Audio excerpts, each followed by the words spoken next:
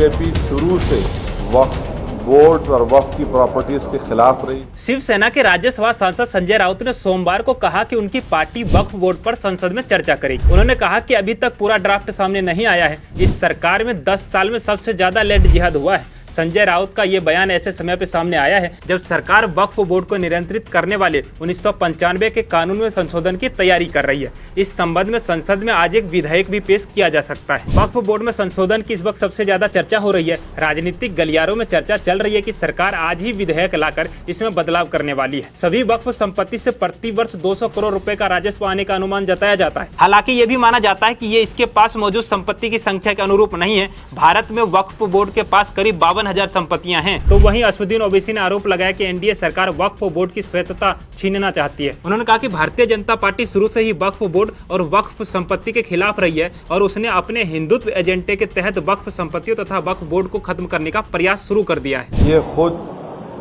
Freedom of religion के खिलाफ है। दूसरी बात यह है कि बीजेपी शुरू से वक्फ बोर्ड और वक्फ की प्रॉपर्टीज के खिलाफ रही है। उन्होंने कहा कि सरकार जो करना चाहती है वो अपने आप में ही धार्मिक स्वतंत्रता के खिलाफ है। ओवैसी ने आरोप लगाया कि अगर सर्वेक्षण बीजेपी सरकार द्वारा किया जाता है तो इसका नतीजा यह होगा कि संपत्ति वक्फ संपत्ति नहीं होगी। ओवैसी ने कहा कि देश में कई दरगाह और मस्जिदें हैं जिसके बारे में भारतीय जनता पार्टी और आरएसएस दावा करता है कि वह दरगाह और मस्जिदें नहीं है। उन्होंने कहा कि कुल मिलाकर अगर मीडिया की खबरें सच है तो मोदी के नेतृत्व वाली सरकार मुसलमानों से वक्फ बोर्ड की संपत्तियां छीनना चाहती है। वक्फ संपत्तियों को लेकर विवाद और वक्फ बोर्ड के अधिकारों को नियंत्रित करने की उठ रही मांग के बीच सरकार वक्फ अधिनियम में संशोधन करने की तैयारी में जुट गई है। बताया जा रहा है कि वक्फ अधिनियम में 40 प्रमुख संशोधनों के प्रस्ताव को गत दिवस कैबिनेट की बैठक में ही स्वीकृति दी जा चुकी है। संसद में संशोधन विधेयक पारित हो जाने के बाद वक्फ बोर्ड की शक्तियां कम हो जाएंगी। वक्फ बोर्ड किसी भी संपत्ति पर बिना सत्यापन अपना अधिकार घोषित नहीं कर सकेगा। वक्फ संपत्तियों की निगरानी में जिला मजिस्ट्रेट को भी शामिल करने की व्यवस्था बनाई जा सकती है।